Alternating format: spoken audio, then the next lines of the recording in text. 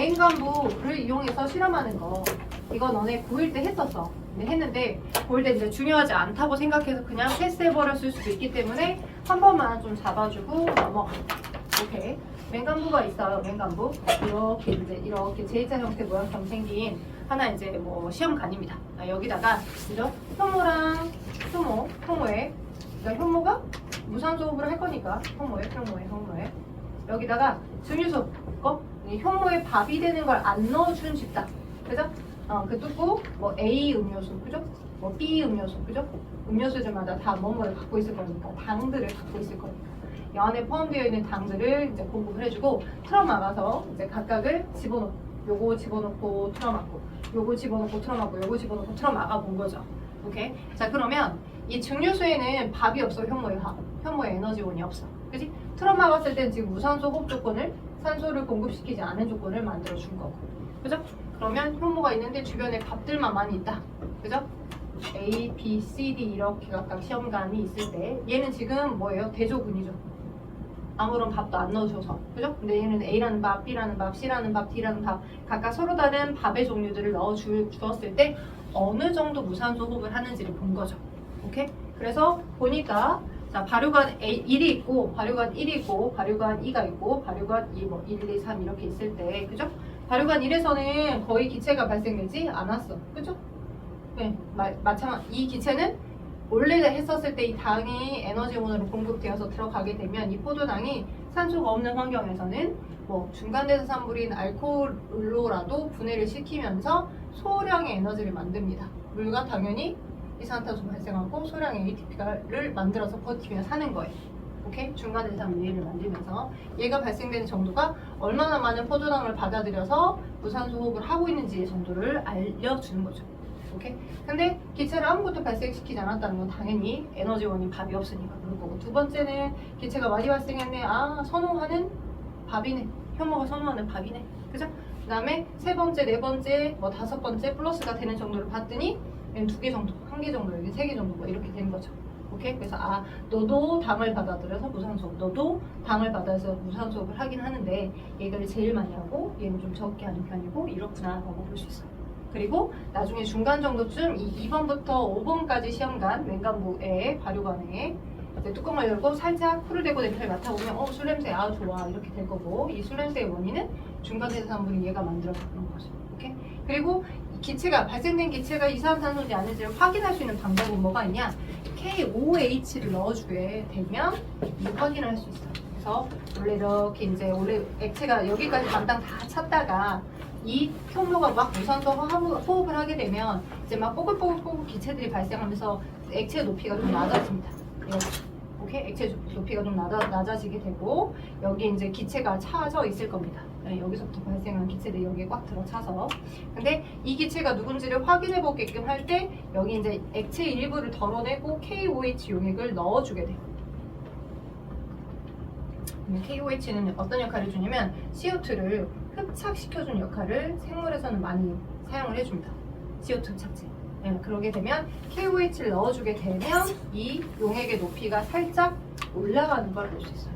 시간이 흘러서 지났을 때 이 용액의 높이가 살짝 올라갑니다. 용액 높이가. 왜요?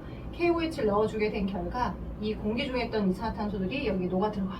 그지? 그러면 처음에 녹아 들어가기 전에는 기체들이 눌러주는 압력이 이 정도의 압력으로 누르고 있었는데 기체가 사라져서 녹아 들어가게 되잖아. 안으로. 그지? 그러면 이 높이, 이 물을 누르고 있는 기체 압력이 낮아지게 되는 거지. 아까는 이렇게 높은 압력으로 그냥 푸시를 해줬던 거에 비하면 낮은 압력이기 때문에 용액의 높이, 압력의 밸런스를 맞춰주고자 얘가 살짝 올라가는 거야, 용액의 높이가. 이게 예전에 고등학교 1학년 통화과학에서도 시험 문제에 많이 나왔던 거고, 그지? 그런 것들을 우리가 어떻게 확인할 수 있냐. CO2가 제거되면서, 그죠? 기압 차이에 높이가 올라갑니다. 용액의 높이가 올라갑니다. 오케이? 그래서 이것도 많이 나왔던 형태니까 알고 가시면 좋을 것 같아요. 근데 여러분 책에는 그게 안 나와 있던 부분이라서 살짝 제가 정리를 해드렸습니다. 그래서 또 나올 수 있는 부분이고 태명과학원에서 자주 언급되는 부분의 문제이기 때문에 이해되시죠? 오케이? 그래서 CO2가 많이 있었다가 CO2가 제거되면서 이렇게 되는 차이를 보시면 될 것 같아요. 됐죠? 자, 그래서 오늘은 여기 3명 각각 에너지 3명의 에너지 부분을 다 설명했고, 그래서 27쪽에 있는 11번까지를 제가 과제로 내드렸었고, 27쪽에 있는 12번도 지금 한번 풀어봐. 12번 지금 한번 풀어봐. 12번. 너 괜찮겠어? 앞자리? 건조하지 않겠어? 괜찮겠어? 안 괜찮지? 이사할래? 저 뒤쪽으로? 이사. 자, 12번 됐죠? 12번 방금 설명한 것과 관련된 문제죠? 증류수에 효물 넣어서 만든 효맥을 이용한 실험인데 이렇게 실험을 했어요. 증류수만 집어넣은 건 당연히 A는 대조군이겠죠. 아무것도 안 장치한 거니까 A는 대조군이고, B는 효모액에다가, 그죠? 자, 5% 포도성용액을 집어넣었으니까 에너지 원인 당이 있어요. AB를 항온기에 놓고서 20분 동안 발생한 기체 부피를 측정하는데 발생한 기체는 당연히 이산화탄소입니다. 자, 그리고 B에서 그러니까 기억은 틀려야 되고, 효모액은 이화작용에 관여한 효소가 있다. 방금 무산소흡도 ATP로 에너지를 전환시켜주는 거죠. 그죠? 산소가 충분하게 공급되는 상황은 아니겠지만, 산소가 좀 적긴 하겠지만, 그지? 다량의 ATP로 다 전환시켜주는 건 아니지만 ATP를 만드는 과정이 있기 때문에 얘네도 이화작용이다라고 봐야 되는 게 맞는 거죠. 미음 맞고요. 디귿 당연히 나에서 기억의 부피는, 발생한 기체의 부피는 B에서가 A에서 크다. A는 아예 발생 안 할걸요? 그죠? 에너지원이 없으니까. 그러니 얘가 크다, 맞다. 미음 디귿이 낫다. 오케이? 이렇게 판단하고 가시면 좋겠습니다. 자, 여기까지 거의 점수를 주는 단원이었다라고 한다면 이제 단원 3번째 거. 자, 사람과, 자, 지금 이제 넘기면 그 3번 에너지를 얻기 위한 기관계 통합적 작용에서 나오죠. 그죠? 근데 이 3번째 거 단원은 여러분이 소화계, 순환계, 호흡계, 배설계랑 유기적으로 연결되어 있는 흐름이라, 이 1단원을 1월 달까지 우리가 목표로 했던 그 3단원 있죠. 신경계, 그죠? 호르몬, 그다음 방어작용까지 다 들어가 있는 부분에 그 우리가 목표로 했던 그 단원이 다 끝나고, 그죠? 계획대로 내가 말을 겁나 잘하고 여러분 겁나 일을 잘하고 겁나 숙제를 잘해 오셔서 계획된 형태처럼 잘 진행이 됐다 라고 해서 2월이 넘어가기 전 여유가 생기면 그때 한 번에 할게요. 지금 하게 되면 설명 너무 괘씸네, 쉬운 거밖에 없는 거 아니야? 라고 여러분이 오해하실 수도 있기 때문에, 그래서 조금 여러분이 듣고 처음 들어갔던 부분, 그리고 요즘 준 킬러로 많이 나오는 단원, 그 부분을 먼저 설명을 들어갈까 합니다. 자, 그래서 안 하진 않을 거야. 내가 혹시 까먹으면 여러분 얘기해줘야 돼. 드디어 대단원 3번째 단원, 항상성과 몸의 조절. 그죠? 항상성과 몸의 조절 여기서 갈 거고요. 오늘은 그 첫 번째 근수축, 그리고 자극의 전달. 여기를 할 거예요. 오케이. 자, 여러분에게 조금이라도 좋은 컨디션일 때, 여러분이 바짝 지금 현재 긴장하고 있잖아요. 좋은 컨디션일 때 조금이라도 더 많이 듣고 이제 좀 알아가라고 하기 위해서 일단 이제 진행 드리는 거고요. 여기 단원은요, 여러분이 뭘 배웠냐면 중학교 3학년 때, 3학년 1학기 때 자극과 반응 단원 하면서 뉴런을 배웠어. 신경세포. 그 신경세포 뉴런이 어떤 모습으로 이루어져 있고, 이제 그들이 실질적으로 어떠한 정기적인 흐름에 의해서 정보를 흘러보내게끔 하는가, 그리고 그걸 어떻게 수용할 수 있는가. 오케이? 그 부분에 대한 단원이고요. 거기에 더불어서 들어보지 못했던 근육이 어떻게 수축되고 그것들을 산수적으로 계산할 수 있는가, 산수적으로 예측할 수 있는가. 오케이? 그 부분을 우리가 여기서 이 단원에서 배웁니다. 오케이? 이 단원에서 배워요. 그래서 일단은 먼저, 자, 42쪽 위에 A 파트부터 먼저 설명할게요. 중학교 때 그냥 간단하게 배우셨던 그 개념들이 놓쳐져가지고 이제 주는 부분의 점수 포인트에서 놓쳐지는 경우도 있기 때문에, 자, 한 번은 잡고 가겠습니다. 뉴런은 신경세포죠. 그죠? 신경세포인데 중학교 때는 도약전도 이런 건 안 배웠을 거야. 자, 뉴런을 기능적으로 걔네들 해주는 기능에 따라서 세 종류로 나눌 수 있고요. 구조적으로 마리집 뉴런, 마리집 신경이라고 표현하는 것도 뉴런이라고 표현하는 것도 같아요. 뒤에가 이제 뉴런이야. 마리집 뉴런이라고 표현하는 거, 마리집 신경이라고 표현하는 거 같은 표현이야. 마리집 신경, 마리집 뉴런, 또는 민마리집 뉴런, 민마리집 신경, 이렇게 있어요. 오케이. 여기 민. 자, 송민 있지만 여기 민은 뭐냐? 자, 예전에, 지금은 대머리라고, 이제 뭐 어르신들 중에서도 대머리라고 표현하기는 해요. 근데 대머리라고 하는 표현이 뭐 머리카락이 빠져서 머리가 거의 없다라고 이런 표현이잖아요. 근데 얘가 좀 고급지지 못하다. 그래서 요즘 한글 표기는 민머리라고 합니다. 그 민머리가 훨씬 더 기분이 나쁜 것 같아 개인적으로는. 근데 민머리가 없다라는 의미야. 없다. 쉽게 말하면 마리집이라고 하는 구조가 없는 신경을 민마리집 신경이라고 하는 거고, 마리집이 있는 신경을 마리집 뉴런, 마리집 신경이라고 하는 거야. 오케이? 그러니까 기능적으로는 감각 뉴런이 있고요. 여러분 중학교 3학년 때 배웠던 감각 뉴런, 연합 뉴런, 운동 뉴런 이렇게 세 종류가 있습니다. 그림을 보시고 연상을 아주 잘 하셔야 돼요. 오케이? 그림을 보시고. 얘는 다른 말로 입구 역할을 해주죠. 외부의 정보들이 안으로 들어가게끔 해줘요. 잠깐만, 나 소름 돋는다. 녹화되고 있겠지? 네, 되고 있네요. 빨간불이에요. 다행이네요. 자, 감각유런은 다른 말로 외부의 정보들이 안으로 들어오게끔 해준다라고 해서 입구 역할을 해줘서 부심성 유런이라고 표현하고요. 그다음 연합 유런이 이제 뇌하고 척수에 들어있잖아요. 여러분 중학교 때 배웠던 것처럼 주로 중앙에 판단감, 그죠? 정보의 처리를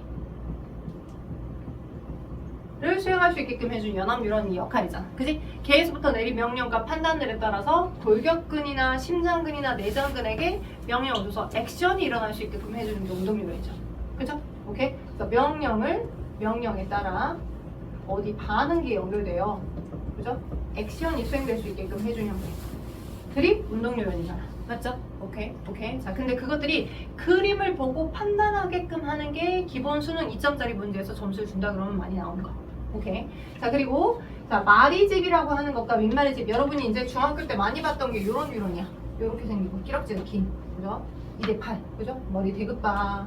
그죠? 기럭지 이렇게 몸통 이렇게 긴 거. 자, 그리고 여기 핵을 가지고 있는 부분을 뉴런의 무슨 뉴런이라고 해? 어디 부분이야? 여기 다 뉴런인데, 얘가 뉴런인데 얘도 세포니까 핵을 가지고 있고 각자 역할을 수행해줘야 되겠지. 여기 핵을 가지고 있는 여기 부분이 어디야? 신경세포층. 그리고 외부의 정보들이 마찬가지로 이 뉴런이라는 곳 안으로 또 들어가야 돼. 이렇게 뻗어 있어. 이렇게 정보들이 뻗어서 안테나처럼 막 받아줘. 이 돌기를 우린 가지돌기. 예전엔 수상돌기라고도 했어. 가지돌기를 많이 갖고 있고요. 그리고 여기서부터 들어온 정보들이 이렇게 뻗어져서 이렇게 흘러갑니다.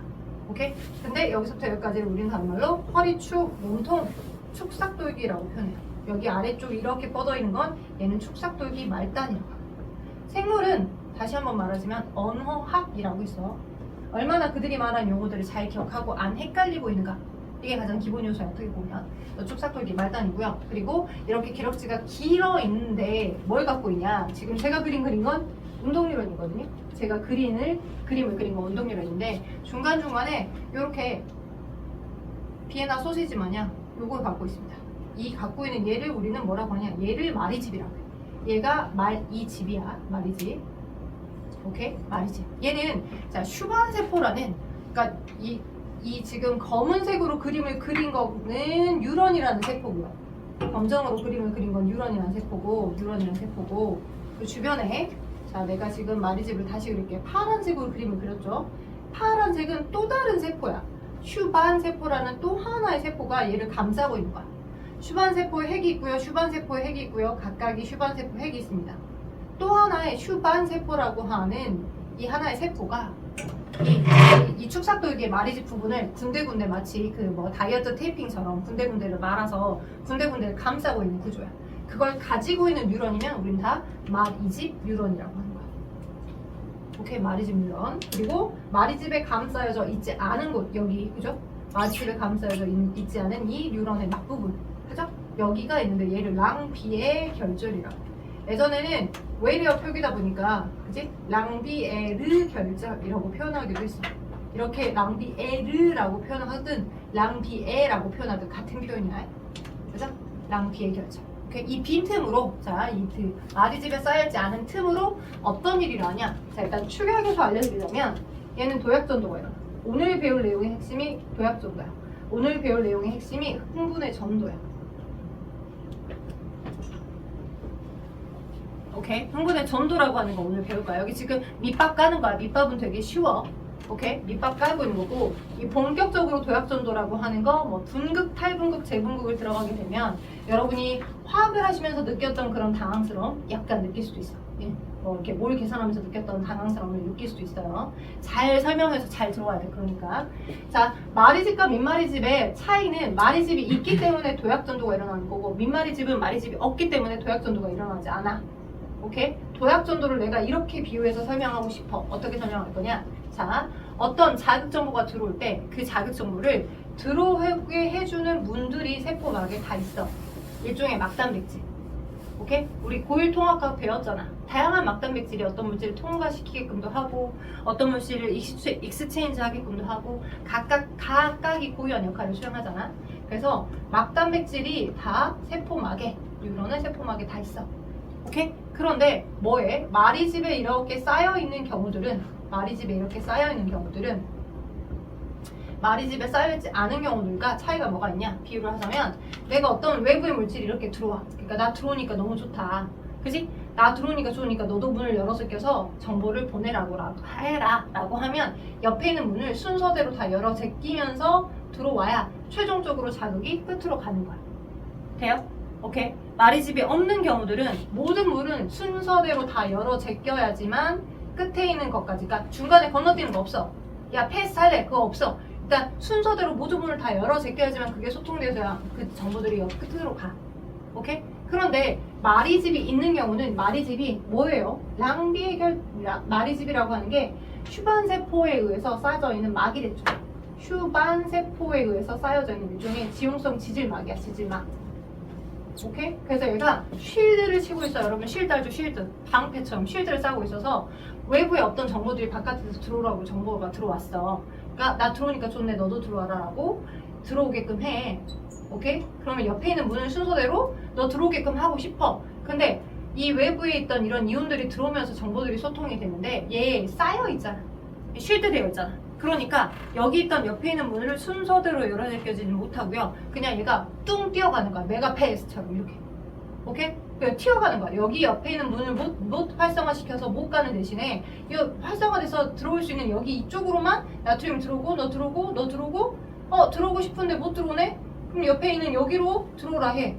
오케이? 그럼 여기는 순서대로 모든 문을 열어 제껴서 이렇게 끝까지 가야 되는 거에 비해 여기 똑같은 거리만큼을 갈 때 여기는 여기 갔다가 여기 갔다가 여기 갔다가 끝나버리잖아. 그치? 훨씬 빨리 정보가 흘러가는 거야. 순서대로 다 열어 제끼는 거에 비해서 뛰어가는 것처럼 흥분이 전도가 될 수 있어서 이거 우린 도약 전도라고 해요. 오케이? 그래서 도약 전도가 일어날 수 있기 때문에 뭐가 있으면 마리집이 있게 되면, 그치? 도약 전도가 일어날 수 있기 때문에 흥분의 전도 속도가 훨씬 더 빠르고, 그러니까 고등한 개체들은 거의 대부분 마리집 신경을 가지고 있어요. 오케이? 흥분의 전도되는 속도가 빨라요. 군데군데를 스킵하고 뛰어갈 수 있기 때문에. 됐죠? 오케이? 그래서 고등한 개체들은 대체적으로 마리집을 가지고 있는 뉴런을 갖고 있는데, 여러분의 무슨 뉴런과 무슨 뉴런도, 감각 뉴런과 운동 뉴런도 다 마리집에 쌓여있는 뉴런입니다.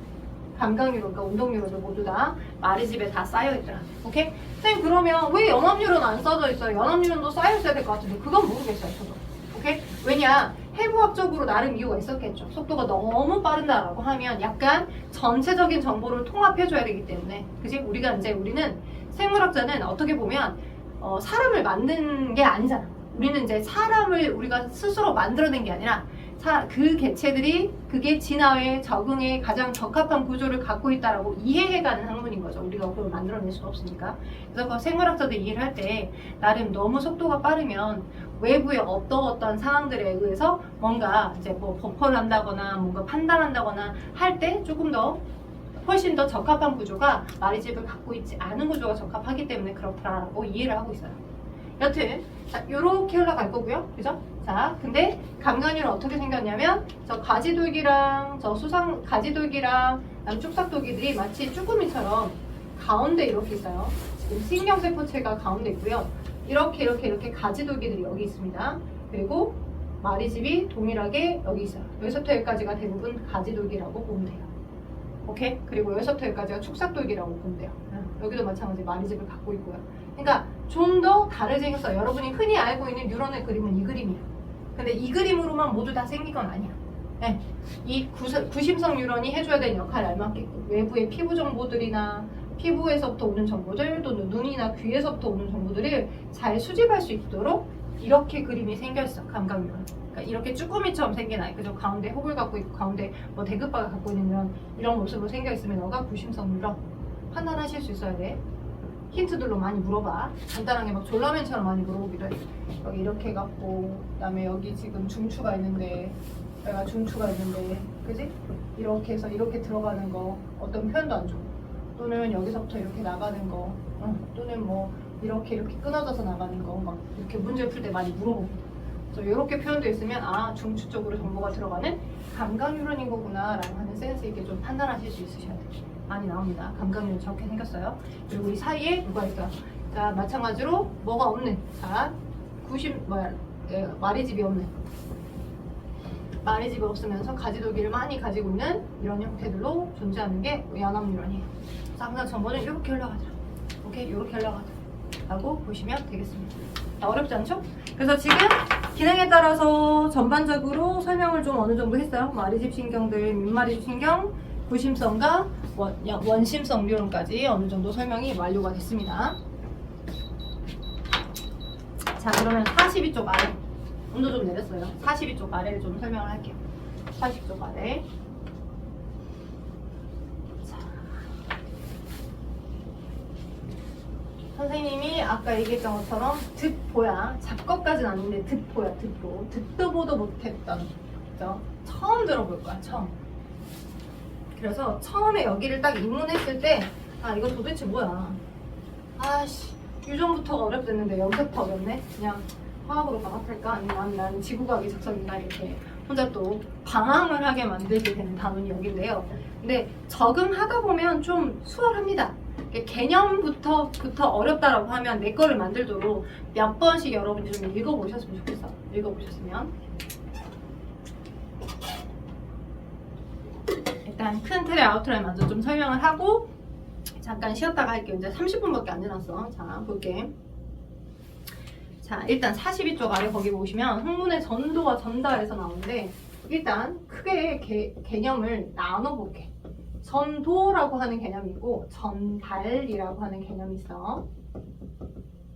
전도는 하나의 뉴런 내에서 정기적인 시그널에 의해서 흘러가는 걸 전도라고 하고 이 뉴런들이 물론 특정 하나의 운동 뉴런은 1m나 되는 뉴런도 있어. 하나의 저기 근육까지 1m나 하나의 뉴런으로만 쭉 정보가 흘러가게끔 해준 뉴런도 있어요. 1m짜리도 있어요. 근데 뉴런과 뉴런들이 서로 이어져서 정보를 소통한단 말이야.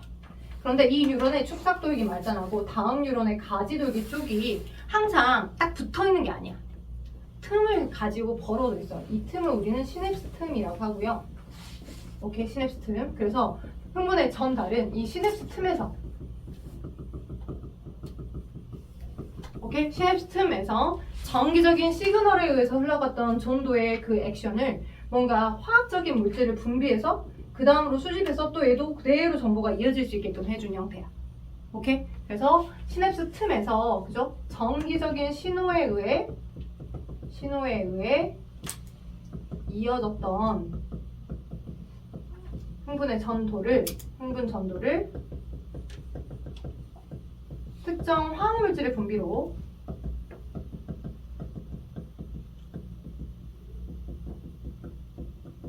이어주는 것. 그걸 흥분의 전달이라고 합니다. 그러니까 화학적인 시그널로 가는 거야. 화학적인 신호 수집으로 가는 거야. 그게 흥분의 전달이야. 오케이, 흥분의 전달. 그러면 자, 전달은 그래도 조금 어디선가 들어본 적이 있을 수 있어. 여러분 이제 3학년 1학기 거 자학과 반응을 하면서. 근데 전도는 진짜 지금 저의 입으로 처음 들으실 거니까 좀 집중해서 좀 잘 들어주시면 좋겠어. 오케이? 그게 여러분 책 어디 있는 거냐? 43쪽에 있는 부분이야. 자, 이 전도를 이해하실 때는 전도는 하나의 뉴런 내에서 전기적인 신호로 외부 자극을 받아 흘러가는 것. 간단하게 쓰면 그 하나의 뉴런 내에서 전기적인 신호에 의해 외부 자극, 뭐 역지성의 자극이 왔다, 그렇지 않다라고 하는 걸 수집해서 흘러갈 수 있게끔 해주는 걸 그걸 우리는 전도라고 얘기를 할 수 있어. 근데 얘를 전도라고 하는 시스템을 이해를 하려면 모든 뉴런이 각각 항상 분극된 상태와 탈분극된 상태 그리고 재분극된 상태 이 용어를 좀 잘 받아들이면 좋아. 근데 나는 얘를 빗대어서 좀 표현해 줄게. 빗대어서. 자, 예를 들자면 강의실에, 그죠? 우리 지금 내가 수업이 있을 때, 그죠? 수업이 있을 때 뭐 우리 학원들이 조금 우리 학원 자체가 좀 특이해서, 그죠? 좀 자주 오는 친구들한테는 뭐 스카 가지 말고 웬만하면 문 열고 들어와서 공부해라, 빈 시간 안에 해서 좀 소통을 해주는 편이야. 그래서 뭐 가끔 그럴 때도 있어. 내가 원래 출근하기 전에인데 문이 열려있는 경우도 있다고. 그러면 누가 왔나 보구나 이렇게 알죠. 불이 꺼져 있는 상태가 디폴트 값이잖아. 기본값, 그죠? 기본값. 근데 불이 켜져 있어. 내가 오지도 않았는데 불이 켜져 있고 문이 열려 있어. 그러면 누가 왔나 보다. 나 누구 불렀지? 이렇게 뭔가 생각할 수 있잖아. 오케이? 즉 여러분도 마찬가지로 여러분의 뉴런도 항상 디폴트된 기본값이 있어. 근데 그 디폴트된 기본값을 우리 뭐라 하냐? 분극이라고 하는 거야. 오케이? 불이 꺼져 있는 상태. 어떠한 자극도 수집해서, 그지? 어떠한 자극이 왔다라고 하는 시그널을 주지 않을 때. 오케이? 뭐 역지사항 자극이 온 거야. 누가 온 거야. 너 지금 뭐 해야 돼? 라고 하는 거가 아닌 상태. 오케이? 그냥 디폴트 상태가 뭐야? 분극 상태. 디폴트. 그걸 분극이라고 하고 나는 그걸 오프된 상태, 불이 꺼져 있는 상태 오프라고 표현을 할게. 오프. 근데 뭔가 역치 이상의 자극이 오게 되면, 자, 근데 역치라고 하는 표현을 좀 많이 쓰는데 역치 이상의 자극이라는 표현은 뭐냐면, 역치, 내가 수용해서 리액션 할 수 있는 자극 세계를 우린 그걸 역치라고 합니다. 수용을 해서. 그러니까 역치라고 하는 그 자극은 사람마다 다르고요. 내 감각기관마다 다르고 내 주변의 상황에 따라 달라요. 예를 들어서 여러분이 막 귀에 엄청 큰 이제 막 스트레스를 엄청 받아가지고 막 이렇게 헤드셋 끼고 막 엄청 큰 노래를 막 들으면서 막 미친 듯이 막 게임을 하고 있었어. 근데 엄마가 저기서 밥 됐다고, 야 성민아 와서 밥 먹으라라고 몇 번을 얘기했는데 얘기를 못 들은 거야. 와갖고 쳐야지만 알았어. 미니를. 그죠? 왜냐면 미니의 이 귀때기에 들리고 있는 더 큰 소리가 있었기 때문에 엄마가 저기 멀리서 주방에서 말했던 그 큰 소리는 그 귀에, 그치? 청각 정보가 수집할 수 있는 자극색이 아니었던 거지. 더 센 세기로 뭔가 자극을 듣고 있었기 때문에. 그쵸? 그때 말했던 엄마의 그 목소리는, 야 미나 밥 먹으라 라고 할 때 그 목소리는 역치에 도달하지 않은 거야. 그러니까 역치라고 하는 건 내가 리액션 할 수 있는, 내가 수용해서 받아들이는, 그치? 받아들이는 자극 세기야. 네, 수용을 했고 액션을 할 수 있게끔 뭔가 그렇게 그 자극 세기를 우리는 역치에 도달했다 이렇게 표현한다고. 역치값이 낮아, 역치값이 높아 이렇게 표현하는 거. 오케이? 그래서 역치의 자극 세기에 도달했을 때, 자, 그때 오프됐던 상태가 온으로 바뀌면서, 왜? 원래 기본값이 있어. 불이 꺼져 있는. 근데 불이 꺼져 있는 상태가 기본값인데 불이 켜져 있다면 내가 누가 보광을 불었나? 아니면 누군가 지금 공부를 하라고 미리 들어왔나? 이렇게 판단할 수 있잖아요. 그게 온된 상태야. 오케이? 그래서 뭔가 자극이 왔다, 뭔가 지금 흘러왔다, 뭐 어떻게 해라라고 시그널을 수집을 하는 상태. 그게 탈분극 상태야. 분극 상태가 탈분극으로 바뀌면서. 오케이? 분극은 디폴트 값, 기존 값. 그지? 기본된 값이고 변함이 없는 값인데, 그지? 걔가 온으로 바뀌었어. 그럼 봐봐. 온된 상태가 계속 유지가 돼서, 그지? 그 온이 만약 디폴트 값이 돼버리면 헷갈리겠죠. 온이 또 오프되면 오프가 기본값인가 아닌가 헷갈릴 수 있잖아요. 그죠? 그렇기 때문에 오프된 상태에서 온으로 불이 켜져 있어. 자극을 보내줬어. 그지? 그걸 해결해줬어. 그지? 그러면 빨리 다시 원래 그 디폴트다. 불이 꺼져 있는 상태로 되게 해줘야, 불이 꺼졌다가 불이 켜져 있으면 나 수업해야 되는 거구나 이거잖아요. 그죠? 뭔가 외부적 정보를 받아들이고 흘러가게끔 했다라고 한다면, 그러면 다시 원래 상태로 빨리 되돌아가게끔 해줘야 되겠죠? 그게 재분극이라. 디폴트 값 상태로 다시 돌려보내주는 거. 디폴트 값, 기본 값으로 다시 만들어주는 게 그게 재분극이야. 되겠어? 오케이? 여러분의 모든 그 뉴런에서요, 신경세포막을 통한 자극의 흐름은 저렇게 오프된 상태를 계속 유지시키다가 오프가 깨지면서, 그죠? 너 불 켜졌어. 자극 들어왔어. 어떻게 좀 해보라 해. 라고 흘러가게 하는 거고, 그리고 그 최초로 자극이 들어왔던 그 위치가 원래 디폴트로 빨리 바뀌면서 흘러가게끔 되는 거더라. 오케이? 자, 그러면 탈분극, 여기 분극까지만 설명을 하고 잠깐 쉴게요. 지금 두 분이 너무 피곤해 하시니까. 분극까지만 한번 생각해볼게요. 지금 디폴트를 어떻게 유지하냐? 자, 디폴트. 여러분의 신경세포 막이 있습니다. 물론 주로 가지돌기 쪽에서 정보를 자극을 받아들이겠지만 신경세포에 막이 있고요. 세포막이 있으면 세포막이 안 있고, 세포막의 바깥이 있어요. 그리고 얘기를 했던 것처럼 굉장히 많은 막에 박혀져 있는 막단백질이 있어요. 여기 분국이든 탈분국이든 재분국이든 여기 뉴런이라는 강론에서 많이 언급되는 막 단백질은 두 종류가 있습니다. 꼭 기억하셔야 돼. 안 헷갈려야 돼. 그 두 가지는 하나는 통로라는 이름의 단백질이고요. 하나는 펌프라는 이름의 단백질입니다. 왜 찬바람이 나오지? 아, 여러분 열심히 공부했나 봐. 25도로 설정해놨는데 너무 더워질 것 같아서 찬바람이 나오네. 27도. 자, 이렇게. 자, 통로라는 이름의 단백질과 펌프라는 이름의 단백질 두 종류가 있어요. 통로는 일종의 이온 채널이야. 크게 두 종류. 나트륨 통로, 칼륨 통로라는 이름의 단백질이 있고요. 그 다음 얘네와 다른 역할의 펌프라는 건 나트륨 칼륨 펌프라는 아이가 있습니다. 나트륨 칼륨 펌프는 에너지를 반드시 공급받아서라도 목적이 뭐냐면 항상 세분자의 나트륨을 세포막 바깥쪽으로 아웃시켜준과 동시에 두 분자의 칼륨을 안으로 인시켜준 역할을 하고 있어요. 안쪽으로. 이제 이 기준은 이 안쪽이 여기가 내부고 여기가 바깥이한 세포막 바깥. 오케이? 근데 이렇게 할 때 에너지를 반드시 공급받아야 돼. ATP를 쓰는 ATP가 ADP로 분해되는 에너지. 이때 나온 에너지를 공급받아야지만 이 일을 꼭 해줘. 한 번 할 때 이렇게 해줘. 계속 연쇄적으로 ATP를 쓰면서 계속 이런 일을 해줘. 오케이? 그래서 세포막에 막단백질이 어디에서부터 어디까지 아까 이렇게 그린 거에서도 여기 가지돌기 끝에도 막으로 되어 있고 다 막으로 되어 있어요. 이 막에 다 이 나트륨 칼륨 펌프, 나트륨 칼륨 펌프, 나트륨 칼륨 펌프와 나트륨 통로, 칼륨 통로, 나트륨 칼륨 펌프들이 굉장히 계속 끊임없이 계속 있는 거예요. 끝까지 계속 끊임없이 다 있는 겁니다. 그래서 자, 세포막 안과 바깥에 자, 내가 이렇게 그림을 좀 그려볼게요. 네모는 나트륨 통로, 그죠? 세모는 칼륨 통로. 그다음 얘는 나트륨 칼륨 펌프 단백질. 동그라미는 펌프. 그래서 디폴트까지만 먼저 설명할 거야. 자, 디폴트는 어떻게 유지되냐면 결론적으로 세포막 안쪽이 바깥쪽보다 훨씬 더 많은 마이너스 전위를 띠는 형태로 유지가 됩니다. 오케이? 그러면서 자, 나트륨 칼륨 펌프가 열심히 작동을 해줘서 최대한 야, 세포막 바깥쪽에 나트륨 너는 세 분자의 나트륨을 바깥쪽으로 퍼내주고 두 분자의 칼륨 안쪽으로 들여보내주게끔. 그래서 얘가 막 계속 열심히 역할을 해주고 있기 때문에 주로 칼륨이 세포막 안쪽에 한 150mm몰 정도만큼으로 많이 존재하고요. 그렇다고 해서 칼륨이 바깥쪽에 없는 건 아니고 15mm몰 정도 있고요. 칼륨이. 나트륨은 얘의 역할 덕분에 이 나트륨 칼륨 펌프의 역할 덕분에 나트륨은 바깥쪽에 되게 많이 있어요. 그래서 나트륨이 주로 바깥쪽에 150mm몰 정도만큼 있고요. 칼륨 안쪽에도 나트륨이 5mm몰 정도만큼 있습니다. 오케이, 이렇게 있어요. 자, 근데 이 분국을 유지하고 있을 때 상태는 누구는 닫혀있냐면 나트륨 통로는 닫혀있어요. 얘가 클로즈 되어 있어. 닫혀있어. 안 열려있어. 오케이? 나트륨 통로를 통한 나트륨의 유입이 없는 상태.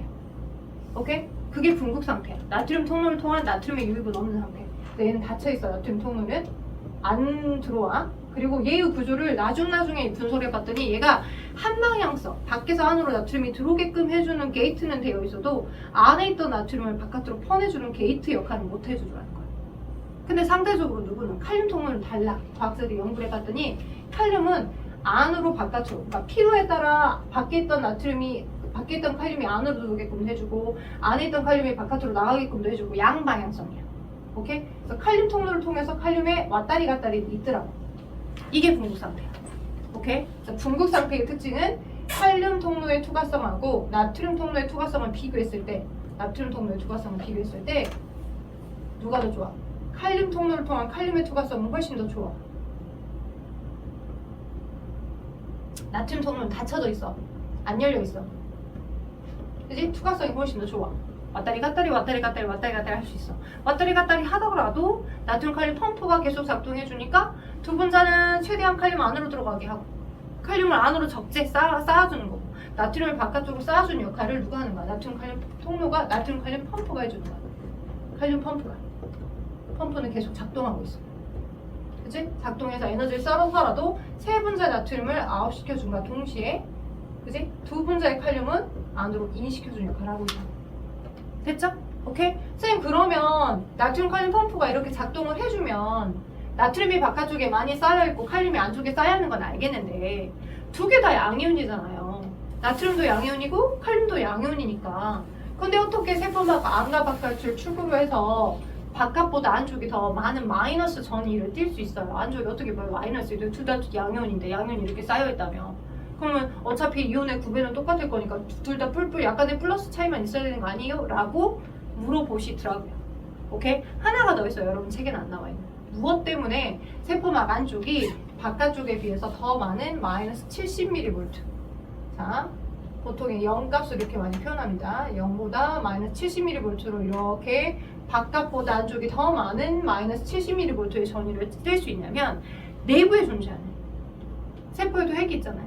그 핵 속에는 정보로부터 열심히 만들어내서 물질대사를 하는 내부 단백질들이 있겠죠. 효소, 호르몬, 그죠? 그런 내부 단백질들이 세포에서 스스로 만들어진 내부에 존재하는 여러 단백질들이 전반적으로 마이너스 차지를 띠고 있어. 마이너스 차지. 오케이? 마이너스 전위를 띠고 있다. 오케이? 그 마이너스 차지를 띠고 있는 내부 단백질이 되게 많이 존재하다 보니까 전체적으로는 세포막 안보다 바깥쪽, 바깥쪽보다 안쪽이 더 많은 마이너스 전위를 띠고 있다고. 마이너스 70mV만큼까지. 오케이? 이게 뭐야? 디폴트 상태야. 오프 상태. 오케이? 이 오프 상태가 깨지면서 야, 너 지금 역치상 자극 왔대. 정보 흘러보내야 돼. 라고 되는 거야. 그게 무엇이 되는 거냐? 역치상의 자극을 주게 되면, 역치상의 자극을 받게 되면, 오케이? 역지상의 자극을 받으면 뭐가 어떻게 되는가? 평상시 디폴트 상태일 때 굳건히 닫혀 있었던 나트륨 통로, 이 나트륨 통로가 살짝 처음에 열립니다. 살짝 처음에 열리면서 바깥쪽에 나트륨이 한 150mg만큼이나 있었죠. 그들의 일부가 들어와요. 그들의 일부가 스스슥 들어와요. 그러면 순간적으로 여기에 나트륨이 많이 유입되게 되게 되면 안쪽에 플러스 전위로 전위가 증가가 되는 거야. 아주 순간적으로 마이너스 70mV였던 여기 역지상의 자극이 왔어. 여기서 나트륨이 약간 유입돼. 나트륨이 유입됨에 의해서 양방향으로 나트륨은 유입돼서 확산돼서 갈 건데, 이 나트륨이 유입됐던 최초의 위치가 어떻게 됩니까? 순간적으로 막 수수숙 들어오니까 플러스 35mV 정도가 될 정도까지 전위가 증가한다. 이게 여기는 시간이에요. 시간. 밀리세컨 시간. 단위 시간 안에 최초로 역지상의 자극이 왔었을 때 그 역지상의 자극이 오게 되면, 그죠? 이렇게 전위가 증가하게 된다. 이때 증가된 전위의 폭, 여기서부터 여기까지만큼을 우리는 활동 전위라고 하고요. 증가된 전위의 폭 정도를. 누구 때문에 이렇게 전위가 증가했다고? 무엇이 유입됨에 의해서? 나트륨이 유입됨에 의해서. 오케이? 오케이? 나트륨이 유입됨에 의해서 바깥보다 안쪽에 순간적으로 더 플러스 전위를 띠게 되는 그 타이밍이 온다. 들어와서 뿔뿔뿔이 증가하니까, 나트륨이 증가하게 되어 가니까 그 위치에 순간적으로 플러스 35mV 정도까지 전위가 증가되게 된 거야. 여기서부터 여기까지는 어떠한 변화도 없었기 때문에 여기는 분급 구간이고, 그죠? 여기서부터 여기까지는 우리는 뭐라 하는 거야? 탈분급 구간이라고 하는 거야. 역지상의 자극을 받아서, 그지? 나트륨 유입됨에 의해서 전위가 증가. 돼요? 나트륨이 유입됐어. 그러면 이 다음의 시간 흐름으로 생각해 보자고. 자, 이쪽에 나트륨이 유입돼 들어왔어. 그럼 들어왔던 나트륨은 어떻게 되냐면, 야, 나 들어오니까 좋다. 이 안쪽에 마이너스 차지를 띠고 있는 내부 단백질도 많이 존재하고 있었잖아. 그러니까 자, 나트륨이 많이 유입됐어. 야, 나 들어오니까 좋은데, 야, 너도 들어와봐라 하고서 양 방향으로 닫혀있던 나트륨 통로를 터치해주면서 너도 활성화되게끔 해준다고. 이 최초로 들어왔던 그 위치에 양 방향성에 닫혀 있었던 다른 나트륨 통로를 터치 해주면서, 야, 나 들어오니까 좋아. 너도 들어와. 그러면 여기가 자극이 되면서 닫혀있던 나트륨 통로가 살짝 열리면서 또다시 나트륨이 여 위치에서 일부분이 들어오다가 또 가속도에서 더 젖어서 많이 들어오게 돼. 오케이? 돼요? 오케이? 그리고 나도 들어오니까 좋다라고 하여 이 나트륨 내부에서 여기 다른 나트륨 통로를 또 활성화시켜서 닫혀있던 나트륨 통로가 열어지면서 뿔뿔뿔이 되게 되는 거지. 그죠? 시간 순서에 따라서. 그래서 나트륨이 유입되고 양 방향으로 전도는 일어납니다. 양 방향으로 전도는 일어나요.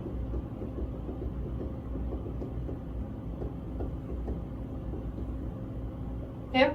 그러면 자, 그걸 공간을 나눠서 한번 생각해 보자고. 들어왔어. 손에 손잡고 양방향으로 점점점 나트륨이 들어오게끔 활성화시켜주는 일은 계속 일어나고 있어. 맞죠?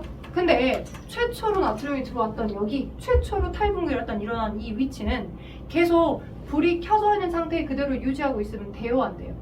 안 돼요. 또 다른 자극이 또 어느 순간 또 들어오게끔 하려면 불 켜져 있었던 이 위치에 이 불 켜짐이 불 꺼짐으로 되돌아가야 또다시 불이 켜지면서 야! 누구 들어왔대? 야 어떻게 하래? 라고 또 시그널을 또 보내겠지.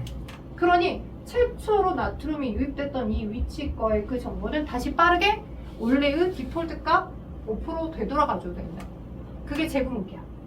오케이? 그럼 재분극은 어떻게 일어나냐? 자, 얘가 원래의 처음의 상태, 안쪽에 지금 나트륨이 유입되면서 내부의 전위가 뿔뿔 플러스로 증가가 됐잖아요. 그러면 얘를 다시 안쪽의 전위를 마이너스로 되돌아주게끔 하려면 가장 근본적인 건 제일 쉬운 방법은 누구를 어떻게 하면 돼? 들어왔던 나트륨을 뭐가지 끄집고 다시 바깥으로 빼주면 되잖아. 많이 들어왔던 나트륨을 바깥으로 빼주면 된다고. 그럼 다시 원래 디폴트 상태 내부 전위가 마이너스로 돌아갈 수 있다. 근데 나트륨 통로의 구조상 안으로, 바깥에서 안으로 들어오게끔 되던데 안에 있었던 나트륨이 바깥으로 나가지 못하더라. 오케이? 네, 그래서 과학자들이 어떤 식으로 재분극이 일어나는지 관찰을 해봤더니 그거를 어떻게 극복하냐? 훨씬 더 유연성을 가지고 있는 투과성이 더 좋은 칼륨 통로를 통해서 극복하더라.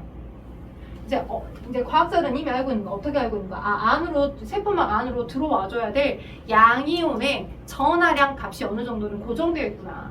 근데 상대적으로 양이온이 너무 많이 들어왔잖아. 그러니 안쪽에 유연성을 더 많이 가지고 있었던 칼륨이 튕겨 나가는 거야, 청력에 의해서. 근데 다행히도 칼륨 통로는 양방향으로 왔다리 갔다리 할 수 있는 구조를 갖고 있어서 이 칼륨이 너무 양이온들 나트륨이 많이 들어와서 양이온에 의한 청력의 반발로 튕겨 나가더라.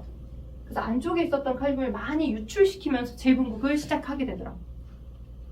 돼요? 안쪽에 있었던 칼륨을 많이 유출시키면서 재분극을 시작해. 그래서 재분극의 시작은 칼륨을 유출시키면서 재분극이 일어나더라. 돼요? 칼륨을 유출. 그러면 자, 최초로 지금 탈분극이 일어났던 이 위치에 안쪽에 존재하는 양이온인 칼륨을 샤샤샤 하고 막 바깥으로 빼내주니까 다시 안쪽의 전위가 마이너스로 돌아는 올 수 있겠지. 그치? 플러스를 많이 띄고 있었던, 그죠? 이미 나트륨은 들어와서 막 미친 사람처럼 맨날 양 옆으로 퍼져나가면서 계속 다른 나트륨 통로를 열어 제끼고 있고, 걔를 네 가지를 끄집고 빼낼 수는 없고, 양전하가 많아졌기 때문에 다른 양전하인 칼륨을 막 빼줘서 원래의 전위로 극복하고 있다고요. 오케이? 그래서 전위로 돌아간다고, 원래의 전위 상태로. 최초로 그 탈분극이 일어났던 여기 위치가 어떻게 해서 칼륨을 유출시켜줘서 근데 이 칼륨이 유출되는 속도가 좀 빠른 편이야. 나트륨이 유입되어 들어왔던 속도보다 칼륨이 유출되는 속도가 빠르다 보니까 속도가 빨라서 어떤 일이 일어나냐면 약간 원래의 마이너스 70mV 정도의 바깥과 안의 전위 차이보다 더 많이 전위가 감소되는 구간이 나타나요. 마이너스 80mV 정도까지. 이때를 우리 뭐라 하냐? 과분극 구간이라고 해요. 오케이? 자, 여기서부터 여기까지 전체는 다 재분극 구간입니다. 다시 오프된 상태로 돌아가는 상태니까요. 그죠? 그 재분극 구간 중에서 칼륨을 유출시켰는데 너무 많이 빠른 속도로 유출이 되다 보니까 마이너스 80mV 정도의 지점까지 찍게 되는 그 위치, 그 지점, 거기는 과분극이라고 하고, 얘를 문제를 풀 때 어떤 포인트 부분이에요. 문제를 풀어낼 때. 오케이? 속도가 지나간 거냐, 이제만 시작한 거냐라고 하는 걸 측정해내는 어떤 단서가 될 수 있는 부분이기 때문에 과분극은 조금 알고 가시면 되고요. 오케이? 그래서 칼륨을 막 빠른 속도로 유출시키다 보니까 또 오버 페이스에 대해서 마이너스 80mV 정도까지 찍는 구간도 있더라. 근데 칼륨을 유출시키면서 탈분극이 시작이 되는데, 그럼 칼륨을 유출시키는 일만 계속했다면 그러면 처음과 똑같아진 상태의 5% 되돌아간 건가? 내부의 전위로 생각해보면, 그죠? 오케이? 칼륨 유출까지만 만약 있다라고 하면 칼륨이 바깥으로 다 나갔고, 그죠? 다행히 내부 전위는 다시 마이너스로 돌아왔어요. 처음과 똑같이 오프된 상태처럼. 그럼 끝일까? 그러지 않아. 왜? 지금은 처음과 완전 반대의 상태가 되었어. 왜? 처음은 역지상의 자극을 받기 전에는 나트륨은 항상 어디 있어요? 바깥쪽에 많이 있었고 칼륨이 안에 많이 있었잖아. 그래서 뭔가 자극이 오게 되면 나트륨이 바깥쪽에 있었던 게 일부가 들어오면서 야, 너 지금 수업해야 돼 라고 하는 시그널이 되잖아. 밖에 있던 게 안으로 들어오면서. 지금 이 상태로만 그냥 내버려 두면 칼륨은 안쪽에 많이 있었던 게 다 나가서 칼륨이 바깥에 있고 막 들어왔던 나트륨은 여전히 안쪽에 있는 상태잖아. 그치? 그치? 반대로 이온의 배치가 반대로 되어 있잖아. 그럼 디폴트 상태가 아니라 원래 상태가. 디폴트 상태를 만들어주기 위해서 누가 마지막에 짠 등장해서 해준다? 계속 끊임없이 나트륨 칼륨 통로가 나트륨 칼륨 펌프가 계속 끊임없이 너 칼륨 유출시켰어? 안돼. 너 원래 상태로 되돌아가야 되니까 너 칼륨은 안으로 2개 들어와. 그리고 안에서 지금 미친 사람처럼 막 돌아다니고 있던 나트륨 너 3개 나가. 네? 너 나가야지 나한테. 한 번 할 때마다 이렇게 끊임없이 계속 해주는 거야. 살아있는 생명체라면. 그래야 나트륨이 바깥쪽에 나가 있는 것이 하나의 신호가 되어서 뭔가 또다시 역지사의 자극이 또 들어올 수 있으니까. 되겠어요? 오케이? 그래서 업데이트 됐대요. 궁금하지 않았는데. 자, 아무튼 이렇게 그래서 칼륨 유출과 동시에 나트륨 칼륨 펌프가 계속 작동합니다. 그래서 시험 문제 많이 나온 건 나트륨 칼륨 펌프는 언제나 항상 작동을 하고 있는데 잠깐 순간 탈분극을 하고 있는 이 동안에만 나트륨 칼륨 펌프는 작동하지 않아요. 오케이? 항상 거의 항상 이때도 나트륨 칼륨 펌프는 작동하고 있어요. 끊임없이. 그죠? 그리고 재분극 구간에도 항상 작동하고 있어요. 돼요? 오케이? 그래야 원래의 이온의 배치처럼 다시 되돌아와 주니까. 자, 여기서 중간에 길을 잃으신 분도 있어 보여요. 피곤하셔서. 자, 일단 볼게요. 거기 43쪽에 위에 보면 분극이요. 분극. 자, 첫 번째 분극은 오프된 상태. 디폴트가 오프를 어떻게 유지한다고? 오프의 특징은 나트륨 통로도 칼륨 통로도 닫혀있는 상태인데 내부에 마이너스 70mV의 내부 전위를 유지할 수 있대요. 이 마이너스 70mV를 유지할 수 있는 이유는 내부 단백질이 마이너스를 띄고 있는 내부 단백질이 많아서 그런 거예요. 오케이? 오케이. 자, 그리고 나트륨 칼륨 펌프를 통한 일은 하고 있어요. 분극 때 나트륨 칼륨 펌프를 통한 일은 계속 하고 있어요. 분극 동안에. 근데 이제 역치상의 자극을 받게 되니까 나트륨 통로가 열리면서 탈분극이 생기죠. 나트륨이 세포 바깥에서 안으로 확산되면서 막의 전위가 상승해서 플러스 35mV 정도까지 활동 전위가 발생을 하는 거고요. 그쵸? 들어왔던 나트륨이 나 들어오니까 좋네. 너도 들어와라 라고서 양옆에 옆방향으로 존재하는 나트륨 통로를 다 활성화시켜서 막 나아갈 겁니다. 그죠? 그리고 최초 탈분극이 됐던 그 최초 위치는 어떻게 해야 돼? 나트륨 통로는 닫히고 칼륨 통로가 열려지면서 안에 있던 칼륨을 바깥으로 많이 빼내주면서 유출시키면서 다시 원래의 전위로 플러스로 증가됐던 전위가 마이너스 전위로 이렇게 감소가 되어지는 거예요. 칼륨이 유출되면서. 근데 속도가 빨라. 그냥 빠른 것도 아니고 너무 빨라. 빨라서 과분극 마이너스 80mV를 찍는 구간으로 나타나는 게 이게 재분극의 특징이야. 오케이? 그러다가 동시에 나트륨 칼륨 펌프가 계속 작동해주니 나트륨을 3개 내보내고 2개를 안으로 칼륨을 들이고 하다 보니 이온의 배치가 항상 나트륨이 바깥쪽에 있는 방향으로 원래 값으로 되돌아가서 있을 수 있다. 되죠? 자, 여러분은 43쪽 1번부터 7번을 먼저 해주시고 잠깐 쉽시다. 1번부터 7번 한번 해줘봐.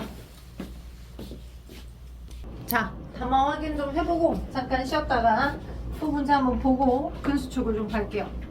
컴컴. 신경세포체 당연히 기억으로 연결이 되겠죠? 가지돌기 당연히 디귿으로 갈 거고 축삭돌기는 다른 유런이나 세포로 흥분을 전달하는 이윤으로 갈 거겠습니다. 2번 보니까 축삭돌기에서 마리집에 쌓여있지 않은 부분에서만 흥분이 발생한다. 마리집 신경은 랑비결절 그쪽으로만 이제 분극, 탈분극, 재분극이 계속 반복되는 거야. 쉴드가 싸져 있는 부분은 스킵이 돼버리고. 일단 부심성 뉴런이 그죠? 자극을 받아들이는 역할. 원심성이 반응기로 전달하는 역할. 흥분의 전달은 감각 뉴런, 연합 뉴런, 운동 뉴런 순서로 이루어지는데 5번 뉴런이 자극을 받지 않고 있을 때 세포 안과 밖의 전이차를 우린 휴지기 전이, 다른 말로 휴지막 전이라고 해. 그게 어떤 역지사의 자극도 안 받고 있을 때의 전이가 마이너스 70mV 안보다, 그러니까 바깥과 안의 전이차를 분석해봤더니 안보다 바깥쪽이 훨씬 더 마이너스 70mV 정도의 전이 뜨더라고요. 오케이? 자, 그게 휴지기 전이고요. 자, 그러고 있다가 역치사의 자극이 가해져서 나트륨이 유입되면 순간적으로 나트륨이 확 들어오면서 전이가 어느 정도까지 증가하더라? 플러스 35. 어떤 책은 플러스 30이에요. 주로 수능 문제 풀 때는 30으로 많이 나옵니다. 플러스 30으로. 이렇게 전이가 증가하는 이 전이를 우린 활동전이라고 해요. 증가된 전이를. 활동전. 그리고 0을 기점으로 했을 때 여기 이 마이너스 72 휴지기 전이. 오케이? 맞죠? 오케이. 자, 기억하시고 개념. 자, 그 다음에 6번. 유런의 역치상의 자극을 받게 되면 닫혀있던 무엇 통로가 열리면서 역치상의 자극이 들어왔어요. 나트륨 통로가 뭐? 들어오면서 나트륨이 들어온 거죠. 나트륨 통로가 열리면서 나트륨이 막 유입되면서 그죠? 탈분국이 시작이 되는 거잖아요. 세포 막 나트륨이 세포 밖에서 안으로 들어오더라. 이때 탈분국이 일어나더라. 그게 6번. 7번. 그럼 이렇게 최초로 탈분이 됐던 위치에 원래 디폴트 값으로 돌아가려면 그 옆에 있던 칼륨 통로를 열어 제끼면서 칼륨이 빠르게 빠져나가다 보니 과분구 구간까지도 나타날 수도 있는데 칼륨을 유출시키면서 뭐가 일어나더라? 원래의 재분국으로 되돌아가자. 분국으로 되돌아가는 게 재분국이더라. 재분국 구간 중에 워낙 빠르게 많이 나가서 빠르게 빠져나가서 분국이 오버페이스가 된 부분을 과분국 구간이라고 하더라. 그래서 칼륨 통로가 열려서 칼륨이 세포 안에서 바깥으로 유출되면서 재분국이 일어나더라. 칼륨 유출과 동시에 나트륨 칼륨 펌프가 동시에 일어나줘야 원래의 상태로 재분국이 데려가는 건 일어날 수 있는 거야. 나트륨 칼륨 펌프가 같이 작동해주고 있어서. 됐죠? 자, 잠깐만 쉬었다가 지금 몇 분이야? 3분. 7분만 쉬었다가 10분 땅 되면 또 다시 들어와서 수업 이어서 합시다. 무너질까봐 못 듣겠어. 함부로 못 듣겠어. 함부로 투자도 못하고 있잖아 지금. 확장할 수 있으면 하려고 다른 데로 갈 수 있으면. 자, 볼게요. 일단 아직 뭐 계획된 건 하나도 없고 그죠? 국민의 사거리에서 학원이 나와야 말이죠. 좀처럼 넓은 학원이 나오지 않습니다. 다들 자리를 잘 잡고 계셔서 그런지 틈새를 보고 있는데 일단 뭐 좋은 일 있으면 알려드릴게요. 일단은 뭐 이렇게 보고 있어서 44쪽 한 장 넘겨봐요. 자, 방금까지 43쪽에 해당하는 가로 넣기는 확인했으니까 44쪽에는 그림을 보고 따라오신다면 방금까지 설명했던 부분들이 계속 동일하게 마찬가지로 흘러가는 내용들일 겁니다.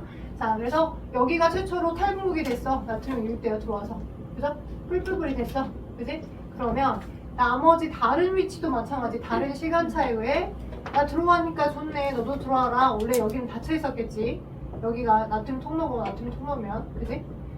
닫혀있는 상태에서 야, 나 들어오니까 좋아. 너도 들어와 라고 토스를 해준 결과 너가 다시 나트륨이 막 유입되어 들어오는 거고. 그죠? 내가 들어오니까 너도 좋다. 너도 들어와라 라고 막 유입되어 들어오는 거지. 이렇게 시간 흐름에 따라. 여기가 먼저 그 다음 그죠? 그럼 제일 먼저 나트륨이 유입되어서 탈분됐던 그 위치는 이쪽 아이가 탈분국 되어서 나트륨이 들어오고 있는 동안 옆에 있던 칼륨 통로가 열어 제껴지면서 칼륨이 유출되어 나가면서 다시 뭐가 일어난다고? 재분국이 일어난다. 그러니까 시간의 흐름을 동시로 생각하셔야 돼. 시간은 똑같은데 어떤 곳이 이쪽은 재분국을 하고 있고 마이너스 80mV 내부의 전이가 이쪽은 그죠? 그리고 여기는 이제 막 들어와서 플러스 30mV를 하고 있다라고 한다면 그죠? 자극은 어디에서 어디로 흘러간 거야? A쪽에서 B쪽으로 간 거야? B쪽에서 A쪽으로 간 거야? B에서 A라고 처음에 생각할 수 있어. 그죠? 시간 순서는 똑같아. 지금 자극을 준 위치에서 시간이 동일하게 흘렀었을 때 그지? 자극을 여기다 주고 여기다 자극을 줬고 그죠? 똑같이 한 5ms 시간이 흘렀었을 때 서로 다른 위치 거를 이렇게 끊어가지고 여기와 여기 내부의 전이를 본 거야. 예를 들자면 그지? 그러면 자극을 준 곳에서부터 가까운 곳, 자극을 준 곳에서부터 먼 곳이 있지. 그지? 그럼 자극을 준 곳에서 먼 곳이 만약에 마이너스 80mV를 진행하고 있다. 여기는 막 플러스 30이다. 논리가 맞을까? 자극을 준 곳에서부터 보다 먼 곳이 재분국까지 다 진행을 했고 자극을 준 곳에서부터 가까운 곳이 이제 막 탈분국을 하고 있다. 맞나? 논리가? 아니지.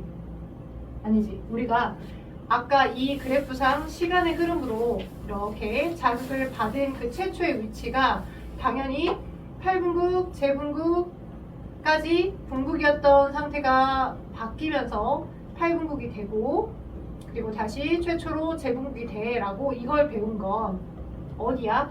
자극을 받자마자 해당하는 이 위치에서 일어날 수 있는 시간 순서의 일인 거고, 이게 자극을 준 곳에서부터 마찬가지로 거리가 가깝냐, 거리가 더 멀리 떨어져 있냐, 이것도 생각을 해야 된다. 오케이? 그러면 자극을 준 곳에서부터 더 가깝고 더 멀다라고 하는 건, 그러면 우리가 이제 나중에 문제 풀 때 여러분의 숙제에는 그건 나오진 않을 거예요. 네, 여기 이제 준 킬러 문제를 만날 때 이 응용된 흥분의 전도 미리세크 응용 문제들이 있거든요. 기본 문제. 본강에서는 내가 문풀 시간에 이걸 좀 줄 거야. 이걸 하면서 풀 수 있도록. 그러지 않게 되면 개념은 아는데 문제를 혼자 계속 반대로 푸는 일이 생기거든요. 네, 여기까지 일단 먼저 마무리를 할게요. 자, 아까 이 시간의 흐름에 따라서 이렇게 흘러가요 라고 하는 건 당연히 자극을 받은 최초의 그 지점이 분극과 탈분극과 재분극이 반복되면서 일어나는 시간 순서가 맞는 거고, 그리고 이 자극이 마찬가지로 여기서부터 흘러가겠지. 그지? 흘러가서 나트륨이 통로가 여러 개 껴졌는데, 야 나도 들어오니까 좋아 너도 들어와 라고 하는 터치를 받겠잖아요.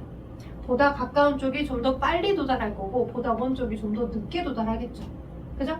그러니까 시간의 흐름은 똑같은 상태인데 보다 가까운 쪽이, 그지?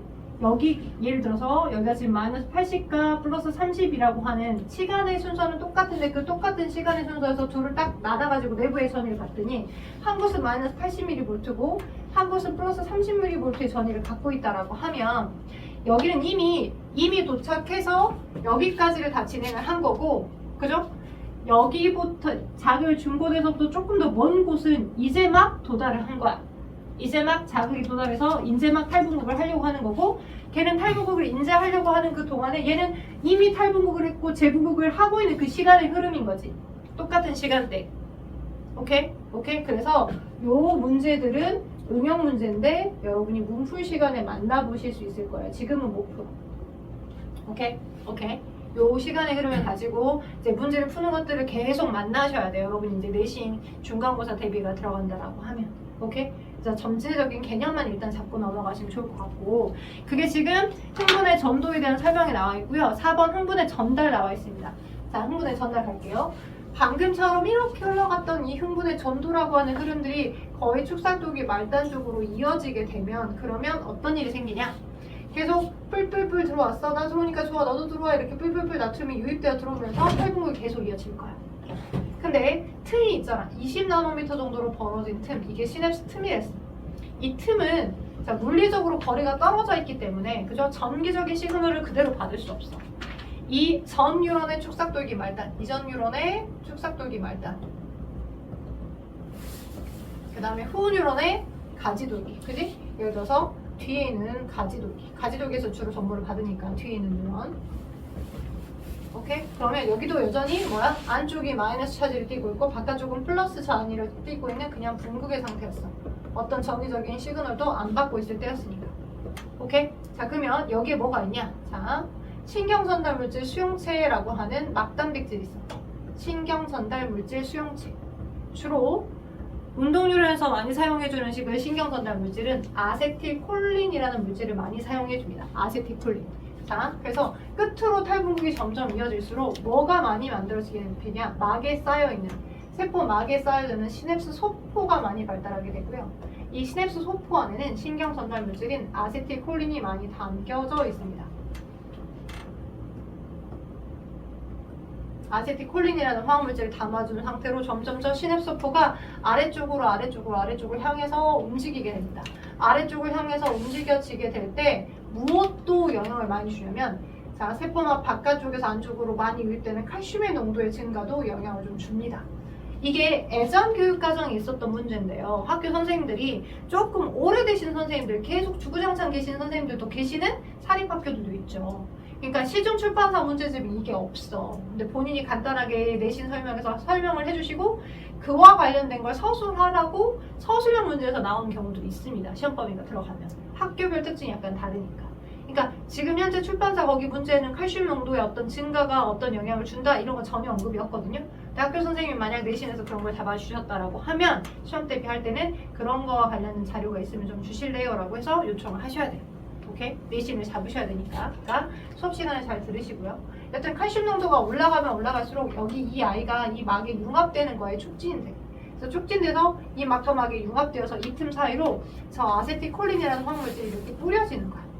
시냅스 틈 사이로. 그럼 없다가 아세틸콜린이 뿌려지게 되면 그 아세틸콜린이라고 하는 걸 수용받을 수 있는 수용체 부분이 뒤에 있는 뉴런에 항상 가지돌기 쪽에 존재하니까 이제 여기가 일종의 리셉터로 작용을 해서 얘가 이렇게 수집을 해. 그러면 얘 자체가 신경전달물질 수용체 자체가 나트륨 통로처럼 작동하기도 하고요.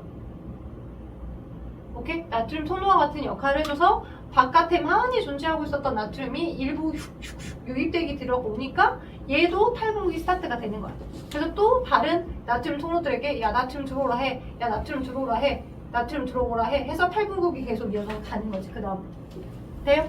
그러면 최초로 이 신경전달물질은 아세틸콜린이라는 이 아이가 여기에 수집이 됐어. 그죠? 그럼 계속 마찬가지로 계속 받고 있어서 계속 들어오면 또 얘도 그죠? 오프된 상태가 온으로 바뀌었으면 온이 다시 또 오프로 바뀌어야 또 다른 자극 정보를 또 흘러보내게끔 시그널이 흘러갈 수 있겠잖아. 그럼 한 번 정보를 흘려줬어. 그럼 얘는 분해되어서 다시 재사용이 돼. 위로 올라가서. 오케이? 오케이? 그러니까 시그널을 줬다라고 하면 탈분구까지 이어졌다라고 하면 분해돼서 다시 위로 올라가서 재사용이 되는 거고 필요할 때만 여기서 막에 싸져 있는 얘가 뿌려져서 얘를 수집받아서 또 다시 탈분구가 계속 이어지는 거야. 탈분구 마찬가지로 재분구, 그죠? 칼륨 통로 있겠지, 재분구, 그죠? 원래 5% 되돌아갈 거고 이렇게 계속 토스에서 흘러가는 형태로 흘러가자. 되죠? 오케이? 이게 흥분의 전달입니다. 여러분 책의 하단 거기 44쪽 아래 존재하는 흥분이 시냅스를 통해 한 뉴런에서 다른 뉴런으로 전달되는 현상이더라. 그래서 이 흥분의 전달이라고 하는 건 시냅스 틈 사이에 신경전달 물질의 확산을 통해서 일어나는데 시냅스 소포 안에는 주로 아세틸콜린이라는 화물질이 담겨 들어있다라고 하는 걸 기억하시면 좋겠습니다. 그리고 44 중간 오른쪽에 보게 되면 도약 전도를 먼저 설명해놨죠? 그죠? 아까 설명한 것처럼 말이 집에 쌓여있게끔 되면 그러면 도약 전도가 일어나서 빨리 가더라. 흥분의 전도가.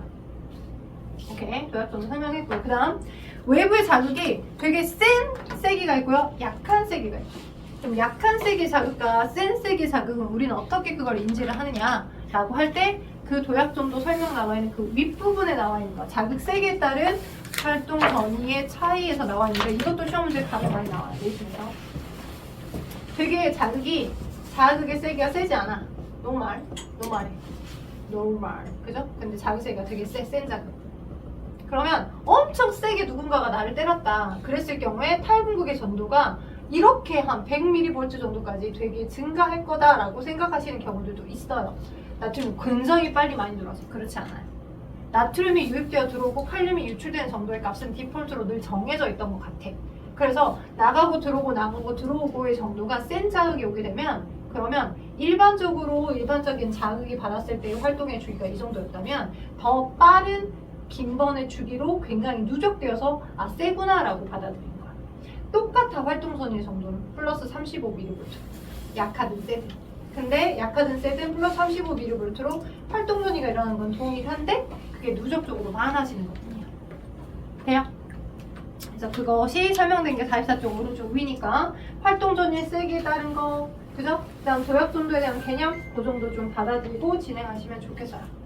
자, 그 다음 우리가 뭘 갖고냐? 자, 그 다음 산술 쪽으로 접근해야 되는 근수축 그죠? 근육수축 힘들겠지만 좀 받아들여 봐봐요. 자, 먼저 숙제를 좀 내줘보면 46쪽 한번 읽으시고요. 자, 먼저 숙제 내줄게요. 46쪽을 한번 읽으시고 47쪽에 자료 1, 자료 4 여러분 못 풀어. 자료 1번과 자료 4번은 빼고 자료 2와 자료 3 여러분 풀어오시고요. 자료 2와 3. 그 다음 넘겨서 48쪽에 1번 있죠? 그죠? 48쪽에 1번에서부터 49쪽에 4번 한번 풀어와봐봐. 오늘 한 대까지 49쪽에 있는 4번까지. 그리고 넘겨서 그 정도까지. 아마 나머지 산술적으로 계산하는 접근 문제 다 못 풀 거야. 그 정도까지. 그리고 48쪽에 있는 6번과 7번을 풀어내려면 이제 설명할 근수축의 개념까지는 듣고 가야 6번과 7번을 풀어내니까 여기 44쪽에 있는 근수축 한번 가보도록 합시다.